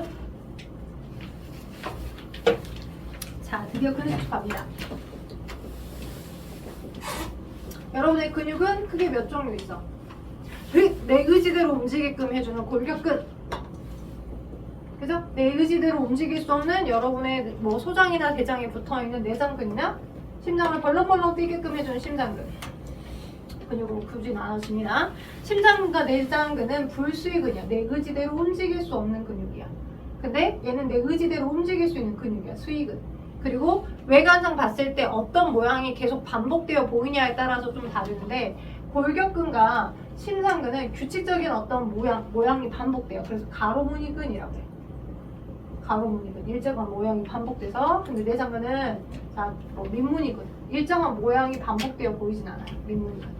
오케이? 이렇게 좀 나눠볼 수 있습니다. 근데 이 근육이 수축되는 그 원리는 모든 근육이 수축되는 원리를 설명하는 건 아니에요. 어디? 골격근. 내 의지대로 움직이게끔 해주는 그 골격근이 어떠한 형태처럼 하여서 수축과 이완을 반복하는지 골격근의 수축과 이완을 보는 겁니다. 이완, 수축과 이완. 이완에 대해서 배운 겁니다. 골격근의 수축과 이완에 대해서. 오케이, 여기도 계산 유형의 문제가 거의 준 킬러 문항이에요. 개념은 쉬워요. 자, 일단 골격근이라고 하는 건 뭐로 표현하냐? 일단 근육이니까 근육은 조직이죠. 근육 세포들이 모여 있을 겁니다. 네, 세포들이 모여서. 근데 그 근육 세포들을 우리 뭐라 하냐? 근육 세포들을 우리는 근육 섬유라고도 표현합니다. 구성 단계로 따졌을 때 근육 섬유. 여러분 책 봐봐. 자, 근육 섬유 동그라미 1번 근육 섬유, 동그라미 2번 근육 원섬유, 동그라미 3번 근육 원섬유 마디라고 하는 키워드가 있죠. 얘네들 구분을 잘 하셔야 돼. 그러니까 근육 섬유들이 굉장히 많이 모여 있는 걸 우리는 근육이라고 하는 건데 근육 섬유들이 모여 있다라고 표현하는 거고요. 근육 섬유 다발이 모여서 근육이라고 하는 하나의 조직을 이룹니다. 여러분 책 45쪽 위에 보시면. 오케이? 그럼 45쪽 위에 보니까 근육 섬유라고 설명되어 있는 그림 보인가요? 그죠? 근육 섬유라고 설명되어 있는 그림 보이시고 그 근육 섬유라고 하는 그 하나의 세포 안에 세포 소기관이 굉장히 많이 반복되어 있는 거야. 오케이? 얘는 어떤 세포냐면 다핵성의 세포야. 원래 세포 하나가 하나의 핵을 갖고 있잖아. 그치? 세포 하나가 원래 하나의 핵을 갖고 있는데 여러 세포들이 이렇게 있었고 그 하나의 세포에 세포는 자신이 행해줘야 될 주 메인의 역할에 알맞게끔 기능이 좀 더 많이 축약되어 있죠. 내가 주로 수축과 이완과 장력을 만들어줘야 되니까 세포 내에 세포 골격 단백질을 굉장히 많이 만들고 발달해서 가지고 있었던 거야. 그런 세포 골격 단백질 종류들이 필라멘트라는 이름을 갖고 있어. 자, 그 필라멘트라는 이름을 가지고 있는 아이들이 누구누구가 있냐면 나 왜 이렇게 바쁠까? 수업 중인데. 자, 세포 골격 단백질들이 자, 액틴 필라멘트라는 이름을 가지고 있는 것과 마이오신 필라멘트라는 이름을 가지고 있는 것 두 종류가 있어요. 자, 액틴 필라멘트, 마이오신 필라멘트 얘네들이 세포 안에 가득 차서 있는 세포 골격 단백질이야. 그래서 이렇게 두꺼운 두께를 가지고 있는 게 마이오신 필라멘트고, 그죠? 또 두꺼운 두께를 가지고 있는 게 마이오신 필라멘트이며, 오케이? 그다음 얇은 두께를 가지고 있는 게 액틴 필라멘트들입니다. 액틴, 얇은 게 액틴이에요. 액틴. 얘네들이 각각 같은 장력을 제공해줘야 되다 보니까 이렇게 이 세포에도 마이오신 있고 이렇게 연결되어 있었어. 이런 식으로 마이오신 있고 이렇게 이런 식으로 연결되어 있었어. 이렇게 되죠? 이렇게 연결되어 있는 상태들에서 자, 얘네가 같은 선행을 한꺼번에 수축과 이완을 해줘야 되다 보니 막가방이 융합되면서 하나의 세포 단위처럼 작동하게 된 거라. 오케이? 너도 하나의 고유원세포, 너도 하나의 고유원세포였는데 막가방이 융합되면서 다핵성의 세포. 이거 내신 문제에서 잘 나와요. 자, 근육세포는 다핵성의 세포이더라. 하나가 일괄된 쭉 하나의 장력을 작동하도록. 그리고 얘를 뭐라 하냐? 자, 마이오신 필라멘트는 두께가 좀 두껍습니다. 여기 봐봐, 칠판. 마이오신 필라멘트들은 길이가 다 똑같아요. 오케이? 두께가 똑같고 두꺼운 아이들이 이렇게 있어요. 마이오신 필라멘트. 그리고 얇은 아이들 있죠, 액틴. 그죠? 이 액틴의 여기 이쪽 사이드를 우린 Z선이라고 하고요. 여기를 Z선이라고 해요. 같은 길이만큼. 오케이? 얘를 근육을 수축시키는 가장 기본 단위 근육 원섬유 마디라고 하는 거야. Z선에서부터 Z선까지를 근육 원섬유 마디라고 하고 근육 원 영상 안 지키고 있을 것 같은데. 돌아가고 있네요. 신기해. 워치가 일어납니다. 워치로 끊으면 영상이 끊기지 않네요. 방금 알았어요. 자, Z선에서부터 Z선까지를 근육 원섬유마디라고 합니다. 얘를 근육 원섬유마디라고 하는 기본 단위를 다른 말로 근절이라고 합니다. 근절. 오케이, 근절. 자, 그리고 얇은 데들은 다 액틴을 했죠. 액틴 필라멘트. 오케이, 액틴 필라멘트. 그래서 어디까지, 어서부터 어디까지냐? 자, 겉에 전자현미경으로 보게 되면 되게 필라멘트들이 얇기 때문에 여기 이 부분들은 밝게 보여. 오케이? 밝게 보여서 여기서부터 여기까지 우리는 뭐라고 하냐? 아이데라고 해.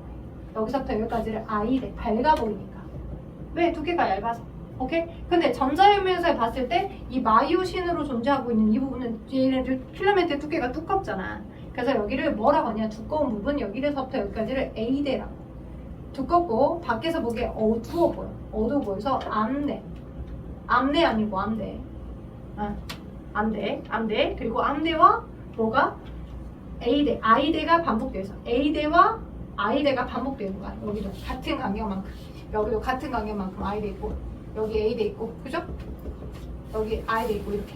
아이데를 다른 말로 명대, 에이데를 다른 말로 암대라고 한다고요. 오케이? 자, 근데 또 뭐도 있냐면 자, 액틴이라고 하는 여기 필라멘트들이 사이에 있으면 쉽게 말하면 활주 에너지를 사용하면서 우리 이제 비행기 활주로 해서 막 미끄러져 들어가는 것처럼 마이오신 필라멘트가 있고 액틴 필라멘트들이 이렇게 사이드에 이렇게 있을 때 야, 너 근육 수축해야 돼 라고 하면 얘네들이 마이오신 필라멘트에 헤드가 있어요. 갈고리 같은 헤드가. 이 갈고리 같은 헤드들이 얘를 머리끄댕이에 붙잡고 끄집고 이렇게 당겨 들어가는 거야. 오케이? 그래서 필라멘트의 자체 길이는 변함이 없고 겹치는 부분만 많아지는 거야. 마이오신과 액틴들끼리가 겹치는 부분만. 오케이? 여기에 ATP를 ADP로 분해하는 분해 인자가 있어요. 그래서 이 동그라미가 ATP야. 동그라미가 ATP고 ATP가 결합된 순간 이 결합되게 되면 ATP가 여기 동그라미에 결합하게 되면 여기 이 머리에 마이오신 헤드 자체가 ATP를 ADP로 분해하는 능력을 가지고 있어서 얘가 분해가 돼요. 그때 나온 에너지들에 의해 이 액틴을 떨어져 있던 액틴들을 붙잡고 동시에 그 에너지들에 의해서 이 액틴들이 미끄러져 들어가는 거야. 양 방향의 대칭으로 똑같은 간격만큼으로 이렇게 마이오신 필라멘트가 있죠? 그러면 마이오신 필라멘트가 같은 길이만큼 있고 갈고리가 이렇게 있을 때 각각의 갈고리 여기 봐봐. 각각의 마이오신 필라멘트가 있고 같은 길이만큼 갈고리들이 각각 있으면 헤드들이 각각 있을 때 그때도 칼슘이온이 필요해. 그리고 ATP가 ADP로 분해되는 그 에너지들을 쓰면서 각각이 이 떨어져 있던 액틴들을 머리끄댕이를 붙잡고 이렇게 같은 간격만큼으로 끄집어 당기는 거야. 좌우 똑같은 사이즈만큼으로. 오케이? 좌우 똑같은 사이즈만큼으로 똑같이 이렇게 당기면서 근육이 수축되는 거야. 그럼 근절의 길이가 짧아지겠지. 그치? Z선에서부터 Z선까지 간격이 짧아질 거라고. 자, 그럼 봐봐. 만약에 여기서부터 여기까지 너도 0.2 마이크로미터, 너도 0.2 마이크로미터를 밀려 들어갔다라고 하자. 수축되어서. 오케이? 자, 이 A대라고 하는 건 여기서부터 여기까지 간격이고 A대에 액틴하고 겹치지 않은 여기까지 간격을 우리 H대라고 합니다. H대의 기능도 물어보니까 H대도 아셔야 돼. H대라고 하는데 이 H대에 자, 시간이 흐르게 되면 양옆으로 수축 ATP를 쓰면서 이 Z선에서부터 Z선까지 이쪽도 0.4, 이쪽도 0.4가 미끄러져 들어가게 하면 액틴 자체 필라멘트의 길이 변화는 없으면서 겹친 부분만 좀 더 늘어나는 거죠. 겹친 부분만. 그리고 이 마이오신 필라멘트의 길이는 그대로 똑같이 있는 상태에서. 그렇죠? 오케이? 겹친 부분만 늘어나는 거야. 겹친 부분만. 그래서 H는 얼마 감소되는 거야? 처음에 여기서부터 여기까지 간격 중에 너도 0.2가 밀려 들어가. 너도 0.2가 밀려 들어가니까 처음에 이 간격보다 0.4 마이크로미터가 줄어들게 되는 거야. 이쪽에서도 0.2가 밀려 들어갔고 이쪽에서도 0.2가 밀려 들어갔기 때문에 가운데 사이드는 처음보다 0.4 마이크로미터가 감소된 간격이 되는 거지. 그죠? 그리고 아이대도 마찬가지로 아이대는 더 짧아지는 거고. 왜냐면 여기가 아이대니까. 그치? 여기가 아이대니까. 그죠? 아이대는 감소하고 H대도 감소하면 A대는 변함이 있을까 없을까? 변함이 없어요. 왜? 마이오신 필라멘트의 자체 길이니까. 됐죠? 오케이? 자, 그래서 이 숫자를 가지고 문제를 푸는 그 준킬러 문제가 아주 유형이 다양합니다. 근데 다양한 유형의 문제풀이까지는 이 특강 수업에서는 해줄 수는 없어요. 우리가 진도 설명을 나가야 되다 보니까. 그래서 숙제 45쪽에 있는 8번에서부터 15번까지를 내용을 한번 복습하셔서 8번부터 15번 가로넣기까지 완성해 오시고, 그 다음 아까 자료 체크해줬죠? 47쪽에 자료 2, 자료 3 푸시고, 그 다음에 49쪽에 있는 4번 정도까지가 다음 주 화요일까지 과제. 그래서 오늘은 제가 목표로 한 대로 진도를 다 끝냈습니다. 그래서 렌더링은 제가 바로 수업이 있으니까 6시 이후에나 렌더링 가능하니까 올리고 필요하신 분께 링크를 드릴 테니까 복습을 해주셨으면 좋겠습니다. 자, 질문 있어요? 괜찮아요? 주요 키 포인트들만 일단 빨리빨리 잡아드렸어요. 자, 퇴근하세요.